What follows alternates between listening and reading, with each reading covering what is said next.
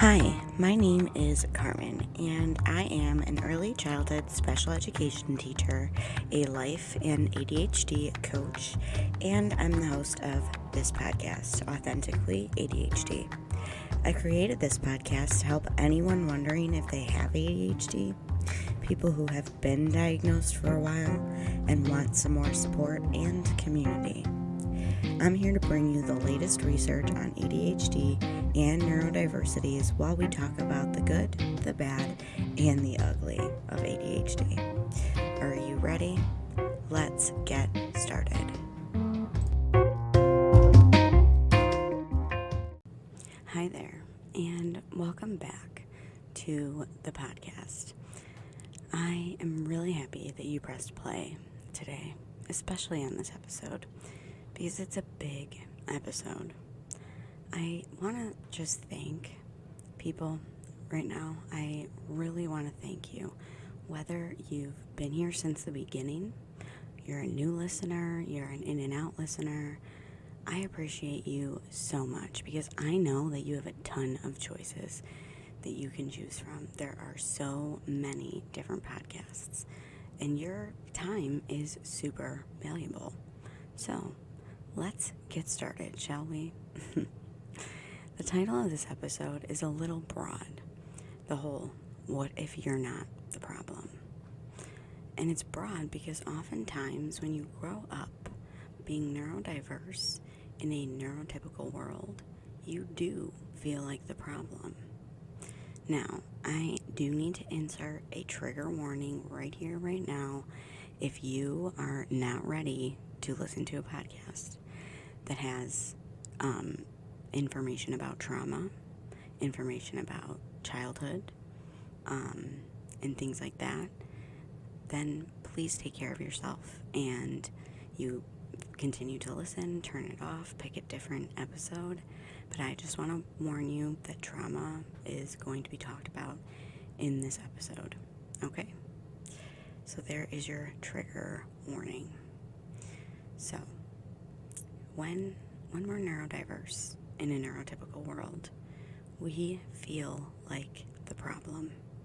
We may feel out of place, like all the things are our fault, and it's blamed on the things that are your neurodiversity. Things like being late, not being able to remember everything about a certain topic or person. Just in general, being socially a little bit awkward, quirky, different. This is a developmental process, and part of it is self-trust. Part of it is acceptance, and these are the things that help you own who you are and truly accept who you are and know that you're actually not the problem all the time. See, even when the problem is your fault, you take ownership without shame. And you don't keep bringing it back up and ruminating on it. That is called healthy guilt. We want to feel guilty about certain things.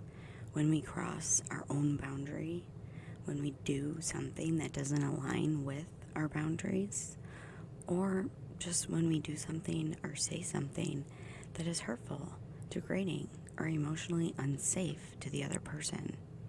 We want to feel healthy guilt about that. But we're not going to sit here and shame ourselves because somebody else is telling us that we're the problem. What our neurodiverse brain does is it takes on what other people's emotions are when we think we are being perceived as wrong or basically not typically developing. It has to do with the way our brains work, and it has to do with how we grew up, how we were treated, what was modeled for us, and what was said and or not said, and really honestly, how emotionally in tune and self-aware your caregivers actually were. I do get some confusion when I mention that when you're neurodiverse, that you likely experienced trauma in your life. Now, I'm not necessarily talking about trauma like one big bad event happened, like a car accident, a fire, or being physically abused consistently as a child. Those are things that are called big traumas. Traumatic events that happen in your childhood that affect you now. That type of trauma is still valid, but we don't always think about it that way. When you think about trauma, it's not only those big things that can happen. We don't always consider the small traumas that happen over and over and over again. When there is one small trauma, such as being bullied and then not being validated in your emotions by a caregiver, not being understood by the people you grew up around, and growing up as a neurodiverse person in a world made for neurotypical people is all little traumas that continue over time. This causes CPTSD. Think about it. It's not like a huge trauma where somebody is stabbing you with hard force, with something sharp and big to hurt you and possibly kill you. I mean, this is like the weirdest metaphor I have thought of. Is probably because of all of the true crime stuff I've been listening to, but also it has to do with the way that we describe the small traumas. So, which is death by 1,000 paper cuts. Because little traumas and CPTSD is caused by each of those paper cuts. After, there are over 1,000 paper cuts, you are harmed, but you're not likely to actually die. Like, you're not going to actually die. So this very weird metaphor that I have laid out shows why we don't consider those little traumas as traumatic. But imagine every time you forget, run late, you're impulsive, you get a paper cut, you will now associate those things and the results of those things with negativity and with shame and with thinking of yourself in a way that's not healthy.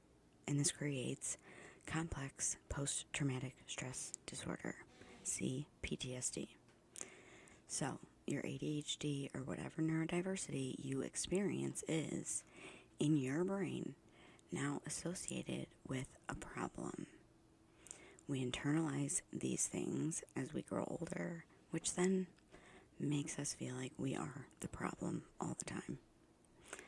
I just want to put another disclaimer in here that I am not a doctor, I'm not a therapist, I'm not a medical health professional. The information that I share on this podcast are things that I've learned through my treatment, my therapy, my coaching program, my experiences, my coaching like about 100 people with ADHD and other neurodiversities, and with the information that I have because I am an early childhood educator. I do have a lot of knowledge about the development of a child's brain, although I am not a medical professional. So if you are in need of more support, please contact your medical provider.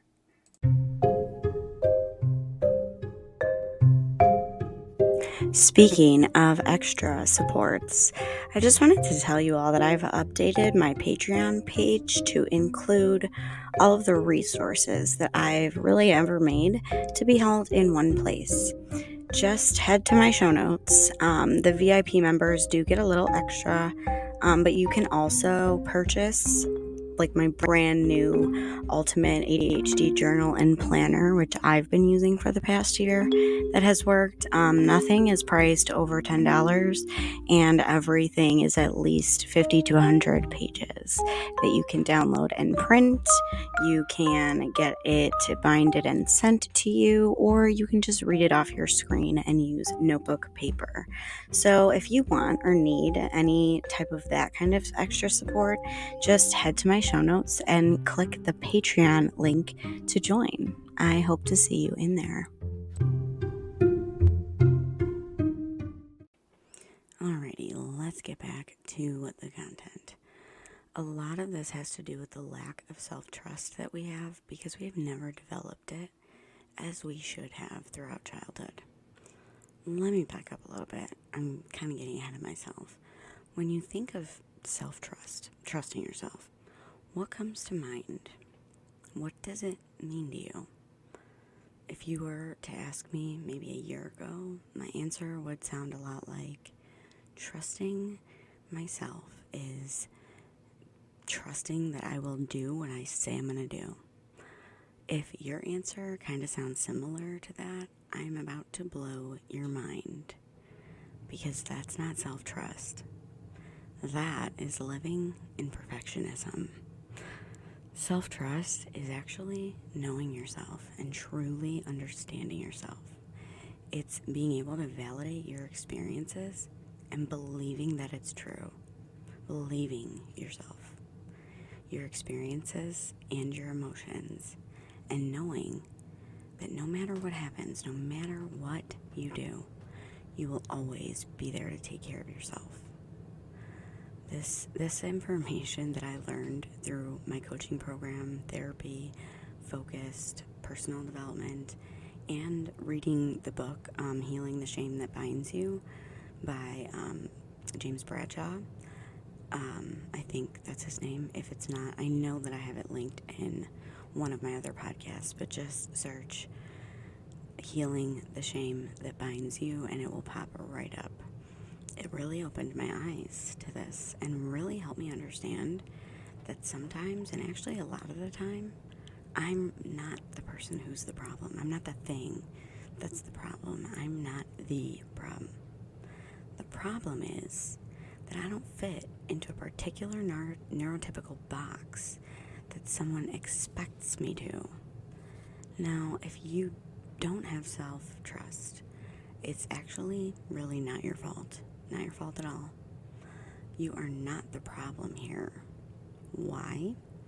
Because self-trust is a developmental process that happens in childhood.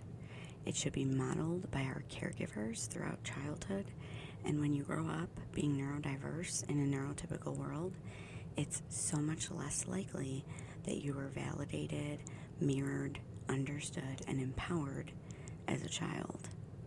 Now, this is not a blame game.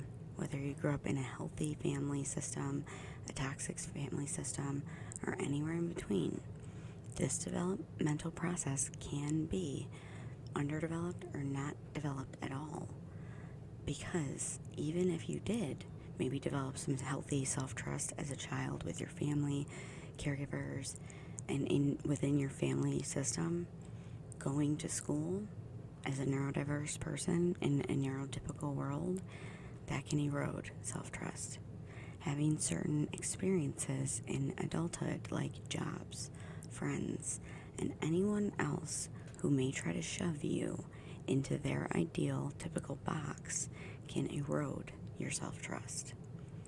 I am an early childhood special education teacher, so we learn about the development of the mind from birth to about 10 or 11 years old.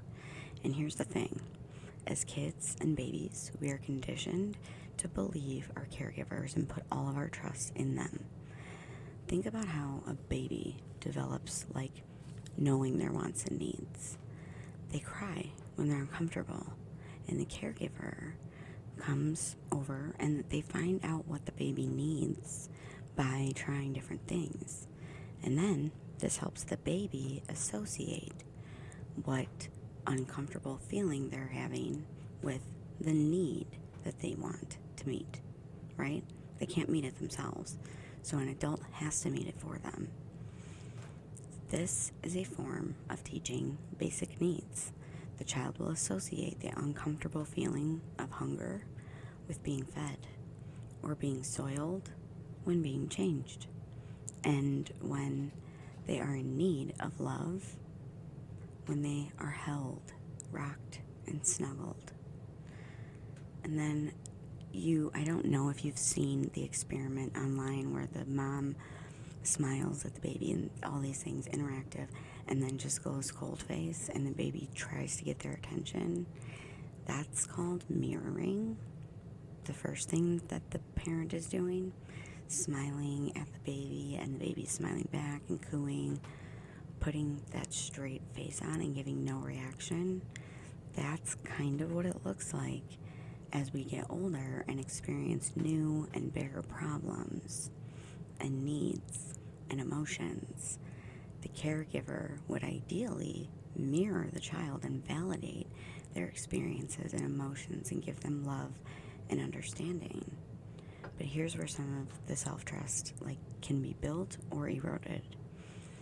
Being neurodiverse sometimes makes a person seem quirky, weird, or different. In school, this may be where some of our traumas happen. For example, you are bullied for this thing, you're bullied for something that you are quote-unquote obsessed with, and it happens to be your special interest. For me as a kid, it was reading the Harry Potter books, but because the other kids perceive it as weird, babyish, or different, usually young kids are not very sensitive. They will tell you they think you're weird or a baby, and we internalize this. And if we are not validated by a trusted adult or caregiver when we express that we feel hurt about this bullying, and instead we're told that this is how the world works, or life's tough, get it over it, life's tough, get a helmet, this creates cognitive dissonance because our emotions do not match what the adult is saying. We are overreacting. We're being too sensitive. We're being too much, not enough. We're taking it too seriously. And as we grow, guess what? So do bullies. In my opinion, most children that are bullies just grow up to be adult bullies. I've personally experienced it. So when we are told over and over again what we are doing is wrong, that we are weird, that we don't care, that we're lazy, stupid, or crazy, etc., we internalize these messages and start to actually believe it, because the more we interact with the people who don't understand us, who say we are wrong because we don't fit into their box of what being a human is, we eventually adopt the idea that we're just always the problem. This erodes self-worth, self-trust, and all of these things.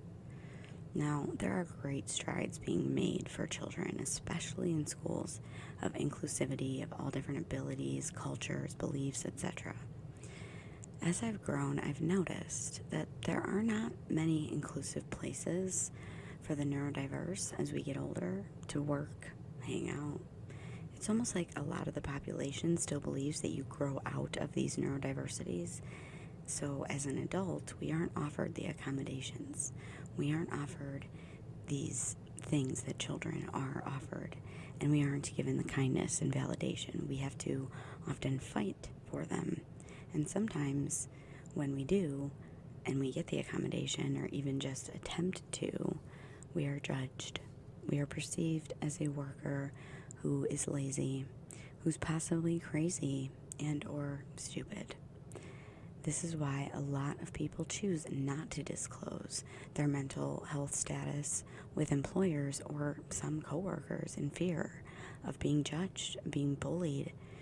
Like I said, we were as children, because kids who were bullies as kids just really grow up into being grown-up bullies, especially if they don't heal themselves, because they're bullies for a reason. I can feel sorry for your trauma, but I don't feel sorry for the things and the ways that you're going to treat me now as an adult, because you're choosing to do that. And here's the other thing. They may not say these things to your face as an adult. Kids are super honest. But as an adult, they say things, or they think of you as less, and they gossip about it in the workplace, or your friends gossip about you. Let's be honest, it usually makes its way back to you. It makes its way back to the person that they're talking about. And again, this is eroding self-trust as you grow up. your self-worth and your self-esteem. We are not the problem here. I really want you to understand that. We are not the problem because our brains are wired differently. We live life differently. We're not less because we're different. But we think in different ways. We have to use strategies that a typically developing person looks at and thinks, this is unnecessary, this is weird, this is unneeded. The problem is the lack of inclusion for the neurodiverse adult. Your neurodiversity is not the problem. Most of the time, the problem is the perceptions of others, their actions, and how it shows that they don't understand and don't care really to even try. This is why the way that you think about yourself, the way that you feel about yourself matters so much. This is one of the biggest reasons we improve our internal self-talk, is to speak to yourself in ways that you weren't spoken to as a child or growing up. It's to validate your emotions and your experiences and what you actually want. A lot of people who are neurodiverse, especially if we were undiagnosed growing up, but even if you were diagnosed, we grow up masking to look like the people around us. And what that does in a long-term sense is it erodes our identity and we don't know who we are.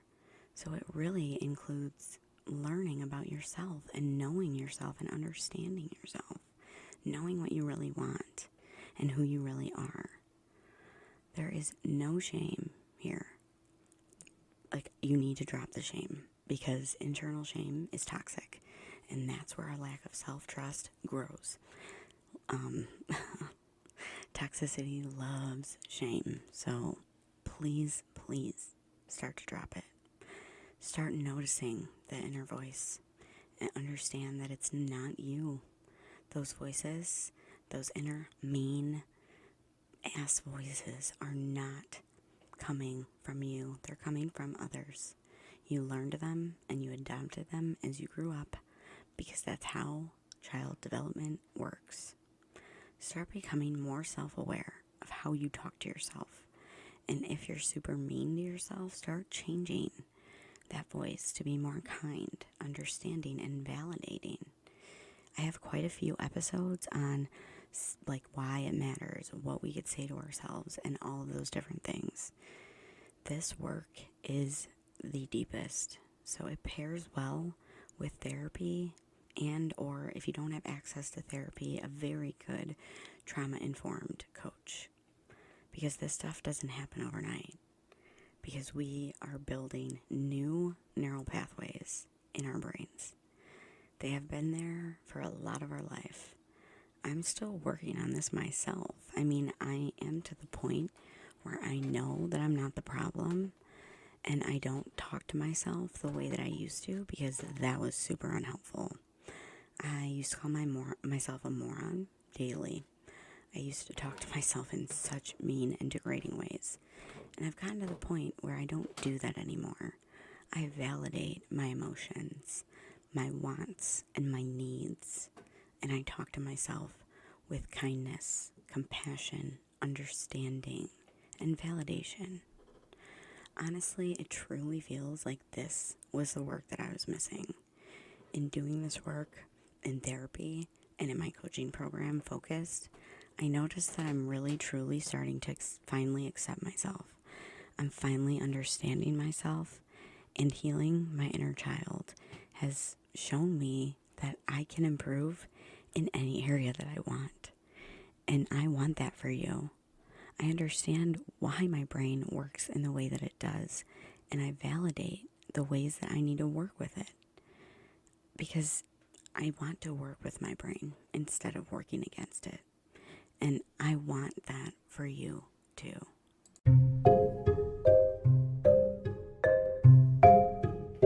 Hey ADHDer, are you looking for more support with your brain? Do you crave community with people who understand you? You should really check out Focused, the group coaching program I am a part of that is for adults with ADHD. It's made and run by none other than Kristen Carter of the I Have ADHD podcast. I've grown so much by being in this program, using the tools, and being in the community for over a year now. If you use the link in my show notes, we both save money on this or next month's cost. So I think it's worth it. Go check it out at ihaveadhd.com/focused. There are no tricks or hacks for this type of work. It's truly becoming a person who believes in him or herself, who validates his or her own emotions and experiences and wants and needs. Remember, other people's thoughts and emotions about you are none of your business. I'm going to say that again because it's super important. Other people's thoughts and emotions about you are none of your business, especially if those thoughts and emotions are negative. There's no use in knowing. There's incredible value in knowing yourself, validating yourself, and understanding yourself, because then you will find new people who are willing to do that too.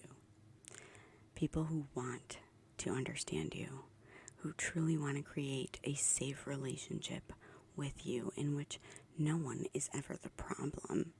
You both respect and seek to understand and validate one another. You're truthful with one another in a kind way. Okay, my friend, this episode was super deep, so be sure to take care of yourself today and always. Okay? The things that you learned, the things that you took away, make sure that you give yourself some space to heal, some space to feel the emotions, okay?